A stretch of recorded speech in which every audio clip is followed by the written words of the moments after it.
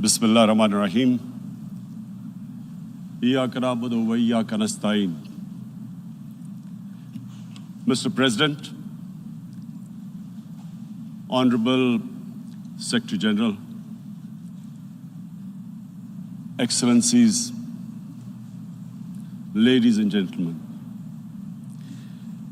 I feel honored today to represent my country at this forum of world leaders, where we have a chance to discuss problems that the world is facing. I want to talk about a lot of problems, but just four today. And I especially came to this forum despite a difficult time in my country, facing challenges. I would not have come, but because I feel that there are some very urgent problems which the world must address. So first of all, I start with climate change. So many leaders have talked about climate change. But Mr. President, I feel that there is a lack of seriousness. Perhaps world leaders some of the leaders who can do a lot, do not realize the urgency of the situation. We have a lot of ideas, but as someone said, ideas without funding is mere hallucination. Pakistan, I'll give you start with my own country. Our country is amongst the top 10 nations in the world which are most affected by climate change. We depend upon our rivers. We are mainly an agricultural country. And 80% of the water in our rivers comes from our glaciers. The glaciers not just on the Pakistani side, even India. The 80% of the water in Ganges and the Indian rivers also comes from the glaciers, from the Himalayan glaciers, Karakoram, Hindu Kush. And these glaciers are melting at quite a rapid pace.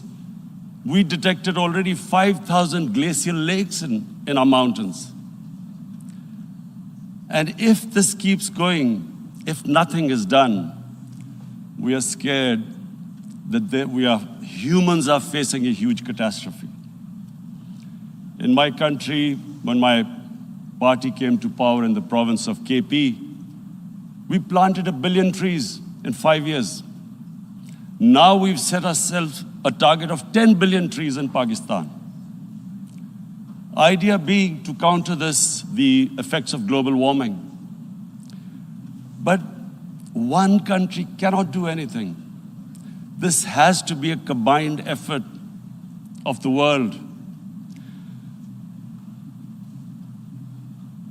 My optimism comes from the fact that humans, the Almighty has endowed humans with great powers. We can do anything, provided our survival instinct is stirred up. And this is really what I hope that the United Nations will take a lead in this. There must be more emphasis. Richer countries must be pushed. Countries that mainly are responsible for greenhouse gas emissions. They must be pushed because our country contributes minuscule amount to greenhouse gases. So I feel that the United Nations must take leadership in this. My second issue for me right now is even more critical. Mr. President, every year, billions of dollars leave the poorer countries and go towards rich countries. billions of dollars siphoned off by the ruling elites of the developing world. And they find their way into Western bank accounts, offshore accounts, tax havens, expensive properties hidden behind companies bought in Western capitals. Mr. President, this is devastating the developing world. This is causing more poverty, debts. It's impoverishing the developing world. The difference between rich and poor countries is growing because of this. Money laundering, which happens because money leaves the poorer countries into rich countries, is not treated the same as, for instance, money from drugs or terror financing. The seriousness which terror financing and money from drugs, the way it is treated, it's not the same. The way the poor countries are being plundered by their elites. It's not happening. In my country, when I took charge of our government a year back, in the 10 years preceding that, our total debt went up 4 times. The debt we had accumulated in 60 years, just in 10 years, it went up 4 times. As a result, the total revenue we collected in 1 year, half of it went into debt servicing. How are we going to spend money on our human beings, 220 million people, when half the money is going into debt servicing? Because our country was plundered by the elites, the ruling elite. And easily they could get the money out. And when, Mr. President, we located properties in Western capitals bought by this money through corruption and money laundering, located the properties of these corrupt leaders, we find it so difficult to retrieve it. That money, if we retrieved that money, we could spend on our human beings. But it's so difficult. The laws protecting these criminals. We do not have the sort of money to have expensive lawyers and spend millions and millions of dollars. We need help from the rich countries. And Mr. President, it's critical. The rich countries must show political will. They cannot allow this to happen. How can the poor countries spend money on human development, which the United Nations asks, SDG? How are we going to do it when this money can easily leave our countries? So, unless the rich countries intend to build walls to stop economic refugees coming as we see right now, they must take action. They must take action now. It must be a deterrent. Corrupt ruling elites should not be able to take money out easily and park it into foreign bank accounts and into these properties abroad. And I never understand why. Why do we have these tax havens? Why is this allowed? Why shouldn't rich people pay taxes?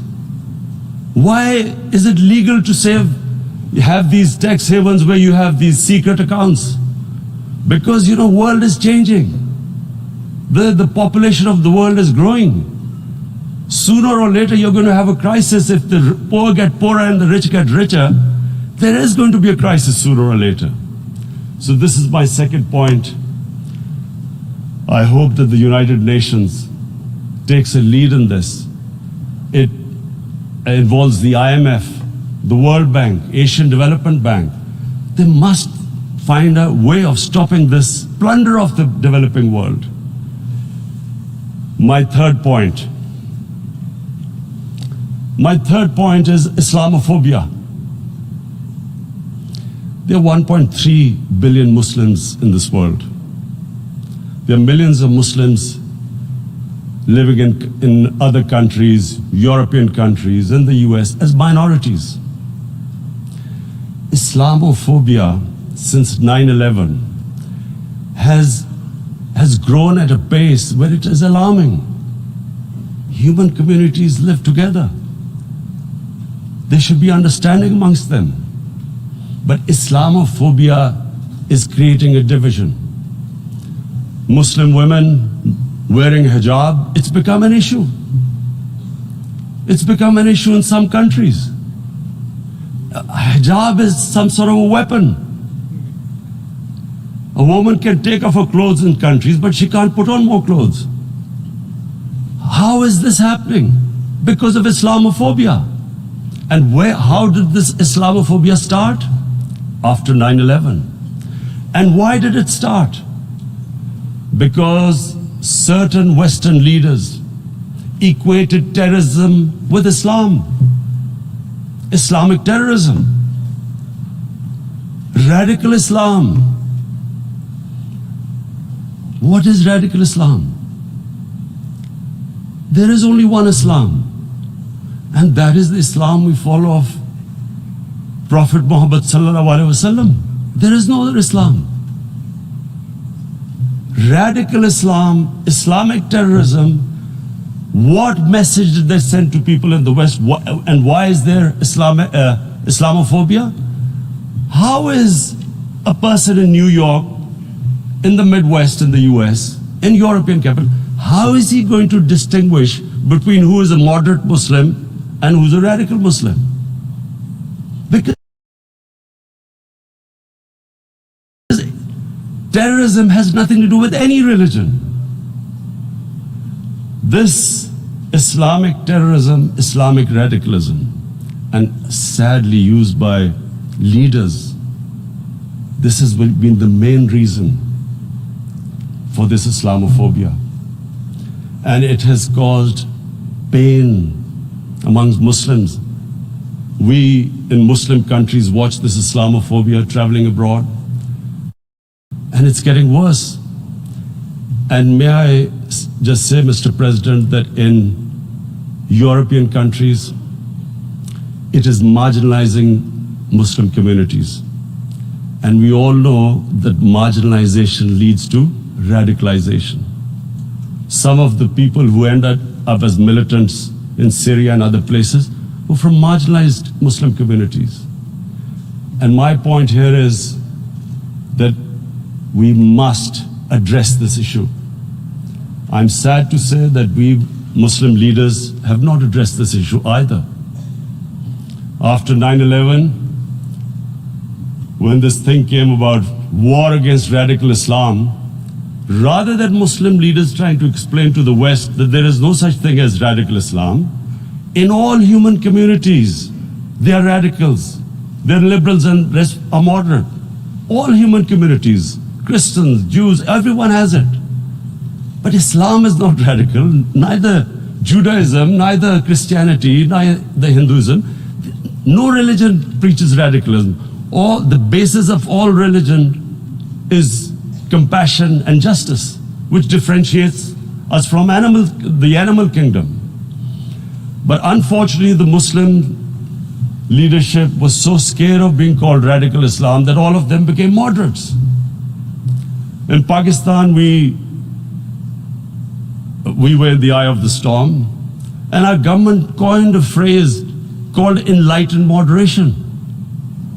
No one knows what it meant, but everyone started putting on Western suits that they were moderates, started speaking. Even those who didn't know English would speak English because they were moderates. No one had a clue what it was, because we in the Muslim world did not explain to the West that there is no such thing as radical Islam. One of the reasons why after 9/11 Islam was supposed to be equated with terrorism was suicide attacks. Because the 9/11 bombers did a suicide attack, all sorts of theories came up that the Muslims are involved in suicide attacks because they will get virgin in heavens. Some came up with, what about women? Suicide attackers. So this bizarre thing happened. No one explained. Suicide attacks and Islam were equated.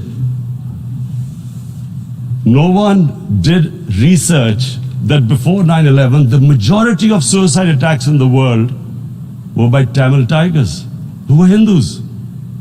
No one blamed Hinduism, and quite rightly. What has Hinduism got to do with what desperate people were doing in Sri Lanka? We all know about, we've seen films about Japanese kamikaze pilots at the end of the Second World War doing suicide attacks. No one blamed the religion. But here we were trying to prove we were moderates and not explaining to the West.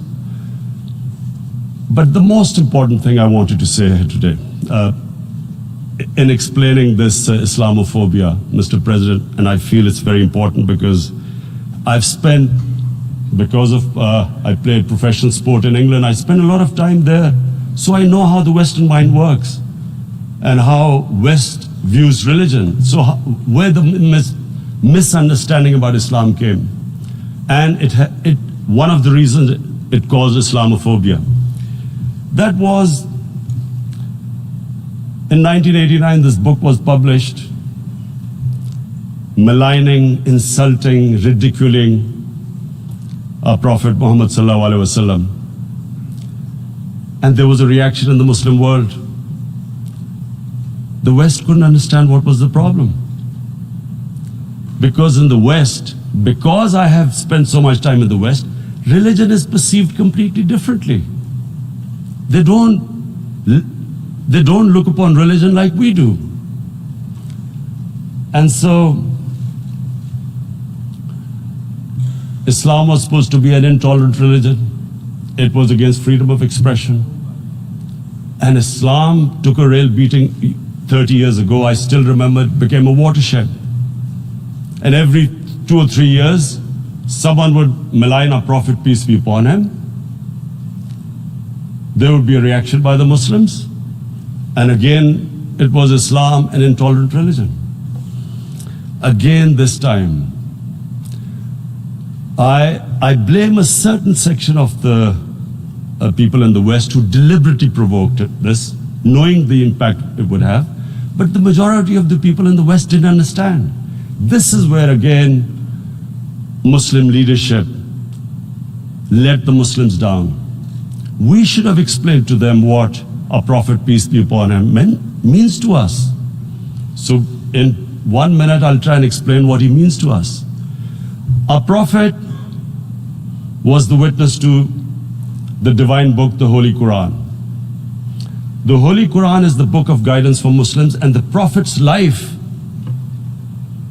was living the Quran. He was an example of what the Quran guided us to be. So he is the ideal we all try to get to. The Prophet created the state of Medina, the first state in Islam. That state was the basis of a Muslim civilization which became the predominant civilization for the next 700 years. And what was that state? I hear such strange things about Islam, that it is against women, it's against minorities. The first state of Islam in Medina, it was the first time a welfare state was set up. The state took responsibility of the weak, widows, orphans, poor people, handicapped. It taxed the rich, spent the money on the poor. The state announced that all human beings are children of Adam, hence equal, whatever the color of their skin. The state announced, the Prophet announced that, and slavery, the whole system depended on slavery as it did for many years in the Western societies. The Prophet said that one of the greatest deeds is to free a slave. But because the society depended on slavery, he said, but if you have to treat them as an equal member of the family. And as a result, something happened in a Muslim world which hasn't happened in any other civilization. Slave dynasties appeared. Slaves became kings. The Mamluks, slaves who ruled Egypt. In India, there were slave dynasties. And then, with minorities, again, you hear that Islam is supposed to be against minorities. Let me just make this clear. In Islam, the Prophet announced that everyone was free to practice his religion. It was a sacred duty to protect the places of worship of all religions. He announced that every person is equal in front of law, whatever his religion or his color. And this incredible case, and I always quote this, that the fourth Khalifa, the head of state of Medina, he lost a court case against a Jewish citizen. So, number one, it showed there was a rule of law, no one was above law. And number two, that a Jewish citizen was an equal citizen. So, Mr. President, when a Muslim society is unjust to its minorities, it is going against the religion of Islam and our Prophet, peace be upon him. So, it is important to understand this. The Prophet lives in our hearts. When he's ridiculed, when he's insulted, it hurts. As we we human beings understand one thing: the pain of the heart is far, far, far more hurtful than physical pain.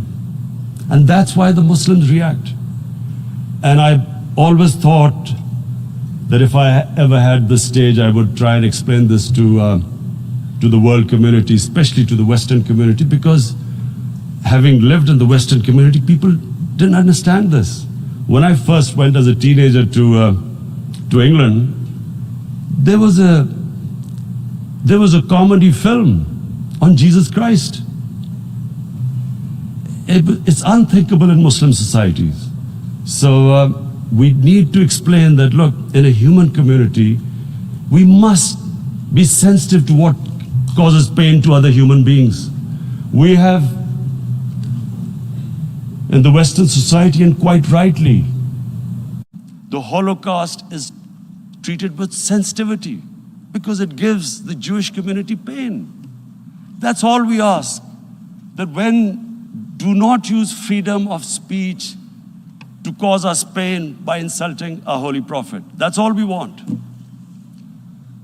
And now, the number fourth point, Mr. President, and this is the most critical point, is the reason why I especially came here. It is about what is happening in Kashmir. Before I go on this, I want to make one thing clear, that when we came to power, my first priority was that Pakistan would be a country which will try its best to bring peace. We had been through this war on terror. We joined the United States war on terror after 2001. And Pakistan went through one of its worst periods where 70,000 Pakistanis died and over 150 billion was lost to our economy. And Mr. President, I opposed the war because in the 80s, Pakistan had joined the Western countries in what was the freedom struggle then in Afghanistan against the Soviets. And it was funded by the Western countries. These Mujahideen groups, which were treated in guerrilla warfare, were trained by Pakistan Army, funded by the Western countries, and especially US, and they waged what was a freedom struggle in Afghanistan. The Soviets called them terrorists. We called them freedom fighters. 1989, the Soviets retreated. The Americans packed up and left. Pakistan was left with these groups. Come 9/11, Pakistan joined the United States in this war on terror. And now our government was supposed to, the reason why I opposed joining this war, because here we had indoctrinated them in jihad, meaning freedom struggle against foreign occupation. Now, because we had joined the US and the US had occupied Afghanistan, now we were supposed to tell them that no, this is not freedom struggle and jihad, it's terrorism. So that's why I tried to tell then government that, stay neutral, because you will have leverage over them. You will be able to control them. But if you join them, you become collaborators and they will attack you, which is what happened. They turned against us. We went through a nightmare. 70,000 people killed in a war we had nothing to do with. No Pakistani was involved in 9/11. Taliban were in Afghanistan. Al-Qaeda was in Afghanistan. What had we to do with it? 70,000 Pakistanis died. So when we came to power, we decided that we would dismantle what was left of these groups. And this decision was taken not just by us, but by all the political parties in Pakistan. Unfortunately, they didn't implement it. So we came to power, we decided to implement it, and we dismantled whatever was left of the groups. And I know that India keeps accusing us that there are these groups there. I would like the United Nations to send observers, see for themselves what we've done. No Pakistani government would have dared to do this because it would have created strife. But we decided that there would be no militant organizations in Pakistan. So I need to give you this background and to what I'm going to say later on. And secondly, we started mending fences. I invited the Afghan president. We developed a relationship with Afghanistan. We had problems with Iran. We mended fences there. And then India. Now let me just give you a little background about my relationship with India. Because of cricket, and cricket being it's a passion in the subcontinent, I had great following in India. I have friends in India, and I loved going to India. So immediately, when my party came to power, the first thing we did was to immediately reach out to India. And I spoke to President Modi and I said, look, we have similar problems. Climate change, poverty, let's get together. Let's resolve our differences through trade. Let's build a relationship on trust. Prime Minister Modi told me that, there were terrorist attacks from Pakistan. I said, we have problems with you. There are terrorist attacks which we know are instigated by India in Balochistan. We caught a spy, Kulbhushan Yadav, who admitted what the sabotage going on in Karachi and Balochistan. So we said, look, let's leave that behind. Let's move forward. Our main priority should be our people. The highest number of poor people live in the Indian subcontinent. Unfortunately, didn't make any headways. Our foreign minister was supposed to meet on this in the UNGA last year. India canceled it. We thought that it's their election coming up. It's a nationalist, ultra-nationalist party. It doesn't want to cozy up to Pakistan. So we thought, okay, we'll wait till the elections. Meanwhile, a 20-year-old Kashmiri boy, whose father said was radicalized by the security forces in Kashmir, blew himself up on an Indian convoy. Immediately, India blamed us. I spoke to the Indian public on television. I said, if you give us any iota of proof, we will immediately take action, because we've clamped down on these groups. Rather than sending us any proofs, they sent their jets in, they bombed us. We retaliated.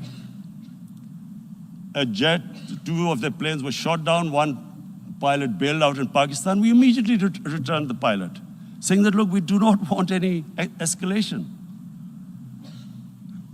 Rather than taking that as a peace gesture, the entire campaign, almost the entire campaign of Mr. Modi in the election was how he had taught Pakistan a lesson that jets had killed 350 terrorists. Complete lie. They had just killed about 10 trees of ours, which was quite painful given that, we are growing all these trees. He then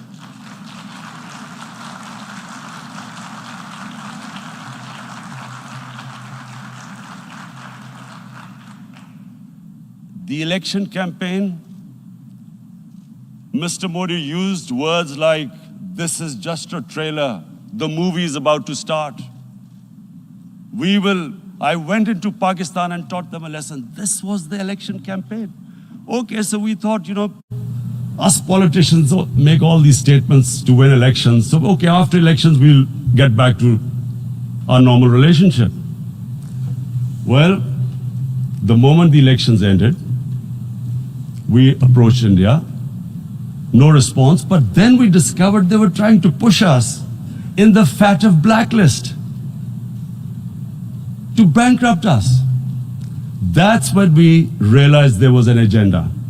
And that agenda became obvious on the 5th August when India went against 11 United Nations Security Council resolutions which say that Kashmir is a disputed territory and the people of Kashmir have the right of self-determination. They went against that. They went against Simla Accord, which is about bilateral, sorting out our differences through bilateral means, went against that. They actually went against the Indian Constitution. Illegally, they revoked Article 370, which gave Kashmir the special status. They got an extra 180,000 troops there. Total number of security forces in Kashmir now are 900,000. And they put 8 million people of Kashmir under curfew.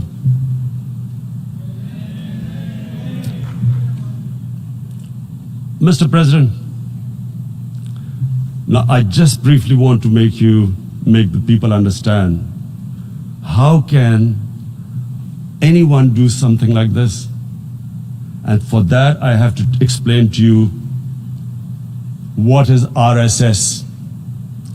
RSS, Mr. Narendra Modi is a life member of RSS. RSS was an organization that was inspired by Adolf Hitler and Mussolini, came about in 1925. They believed in racial purity, racial superiority. They also believed they were an Aryan race like the Nazi believed they were an Aryan race. All that I'm saying can be verified. This is the time of information revolution. You can Google all this, what I'm saying. But it is very important for me to explain this to you so you know what is happening in India. This RSS believed in the ethnic cleansing of Muslims from India. At one point there was racial superiority of the Hindu race. Secondly, it was hatred for the Muslims and for the Christians, because they believed that this golden age of Hindu civilization was stopped because of Muslim rule centuries back and then the British rule of India. So it was racial superiority and hatred for Muslims and Christians. This is openly stated. You look at the founding fathers of RSS, Golwalkar and Savarkar. Just Google them and you'll find out. And this ideology of hate is what murdered the great Mahatma Gandhi in 1948. It was this ideology of hate that made Narendra Modi in 2002 do a pogrom against Muslims in Gujarat when he was the chief minister. He allowed 3 days for these RSS goons who were inspired by the Hitler brown shirts. They actually wear brown shirts. This RSS, the Congress Home Minister gave a statement that in RSS camps, terrorists are being trained. And these terrorists butchered 2,000 Muslims and 150,000 Muslims were made homeless. Narendra Modi could not travel to the US because of that. And I need to make you understand this background before I explain to you that what sort of a mindset would lay siege to 8 million people with 900,000 troops. Women, children, sick people, locked in as animals. In fact, of what I know of England, if 8 million animals were locked in, the RSPCA would have made a lot of noise about it. These are human beings.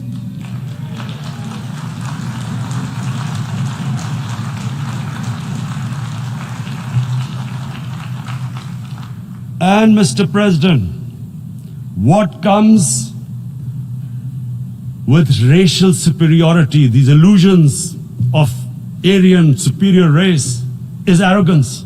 The two go together.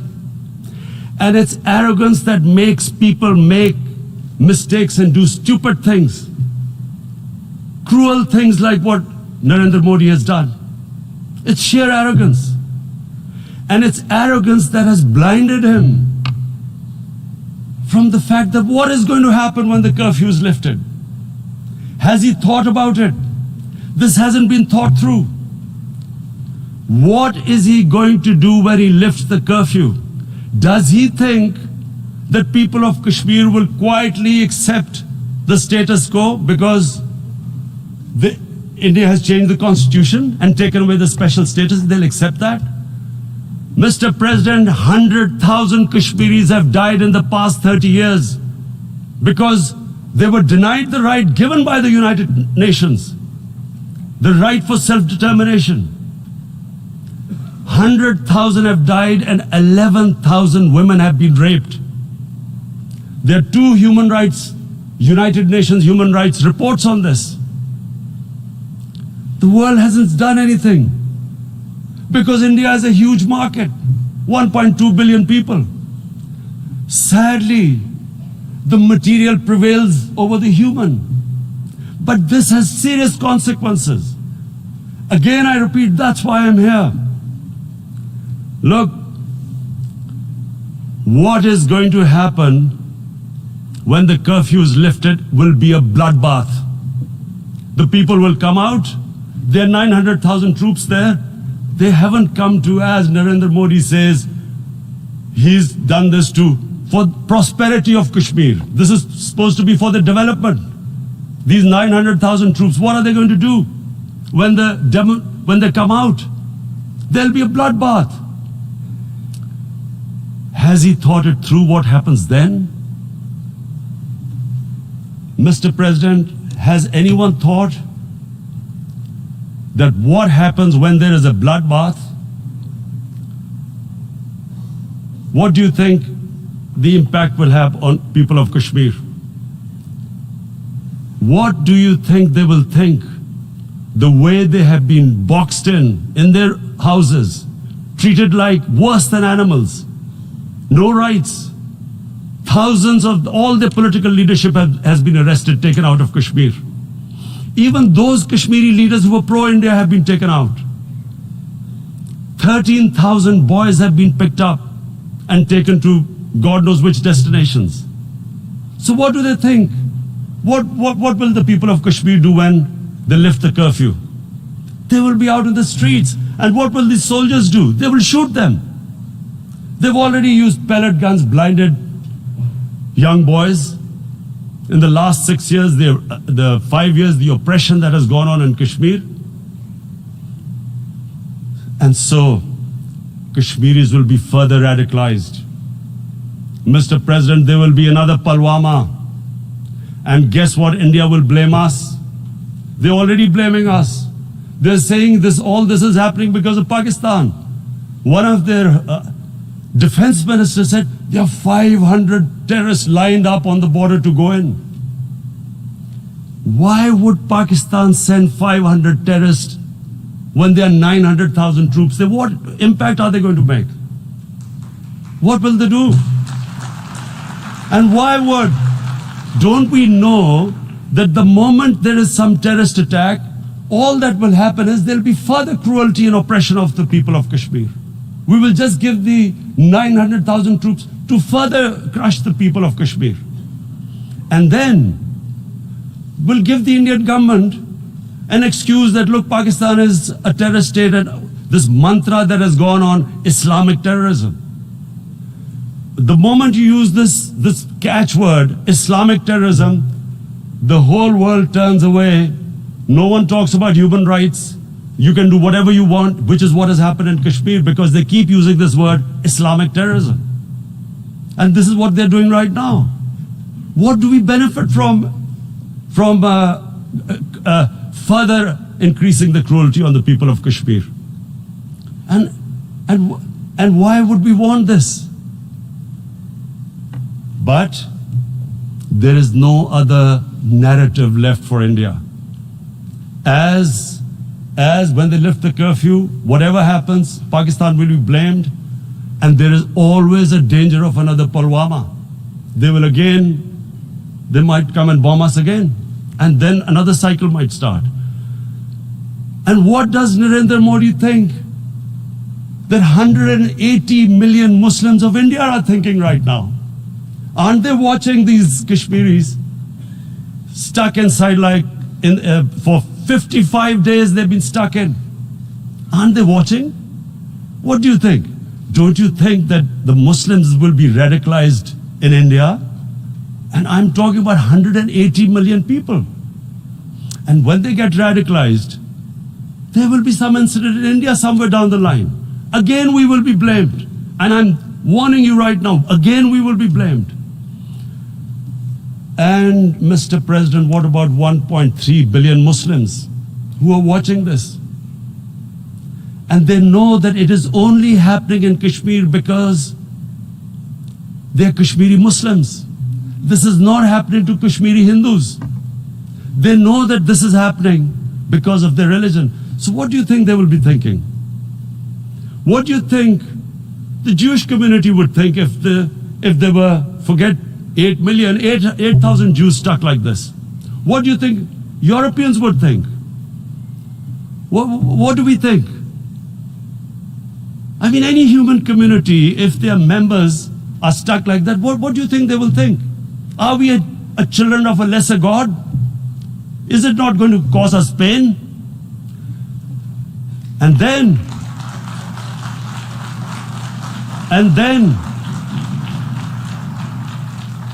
I'll tell you what will happen. People will, in the 1.3 billion Muslims, someone will pick up arms. I know we've been brought up with films, Western films. This good, decent guy doesn't get justice. He decides to pick up a gun and start seeking justice. There was a film made in New York, famous film called Death Wish. This guy gets mugged by his family, his wife gets killed or something. He can't get justice. He picks up a gun and he goes around shooting muggers. And the whole cinema cheers him on. So what do you think the Muslims are thinking right now? if there is a bloodbath, there will be Muslims becoming radicals, not because of Islam, but because of what they will see, that there's no justice when it comes to Muslims. There were Rohingya Muslims, Myanmar, who are, God knows, almost 1 million people out, ethnic cleansing. What was the response of the world community? So what do you think will be the response of 1.3 billion Muslims? I picture myself. I'm in Kashmir. I've been locked up for 55 days. I have heard about, and there are rapes, Indian Army going into homes, soldiers. Would I want to live this humiliation? Would I want to live like that? I would pick up a gun. You're forcing people. You are forcing people into radicalization. When people lose the will to live, what is there to live for? And this is what, if you can do this to human beings, you are actually radicalizing people. And so, Mr. President, I want to repeat here, this is one of the most critical times. There will be a reaction to this. Pakistan will be blamed. 2 nuclear-armed countries will come face to face like we came in February. And before we head in that direction, the United Nations has a responsibility. This is why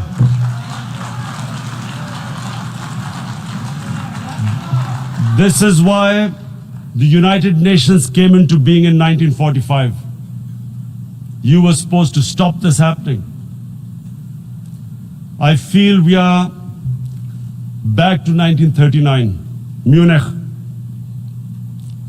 Czechoslovakia has been taken, annexed. What is the world community going to do? Is it going to appease a market of 1.2 billion, or is it going to stand up for justice and humanity?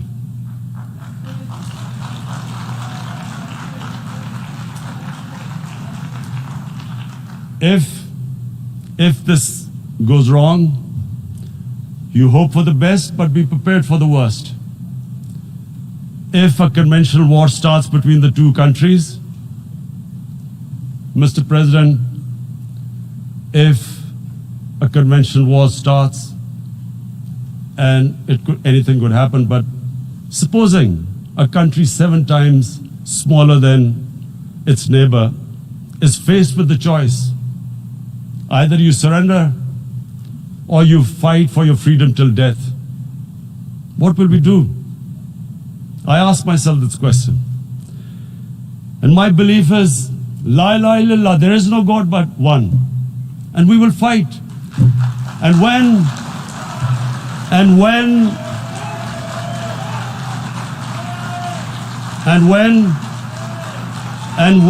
a nuclear-armed country fights to the end, it will have consequences far beyond the borders. It will have consequences for the world, which is why I repeat I'm here. Because I'm warning you, it's not a threat. It's a fair worry that where are we headed?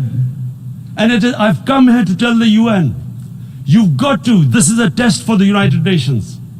You are the one who guaranteed the people of Kashmir the right of self-determination. They are suffering because of that. And this is the time. This is the time not to appease like in 1939 appeasement took place. This is the time to take action. And number 1 action must be that India must lift this inhuman curfew, which has lasted for 55 days. It must free all political prisoners, and especially those 13,000 boys that have been picked up. Parents don't know where they've disappeared. And then the world community must give the people of Kashmir the right of self-determination. Thank you. En nombre de la Asamblea General agradezco al señor Primer Ministro de la República Islámica de Pakistán la declaración que acaba de formular y pido protocolo que acompañe a su excelencia. La Asamblea escuchará un discurso del Primer Ministro de la República Helénica, Su Excelencia Kyriakos Mitsotakis.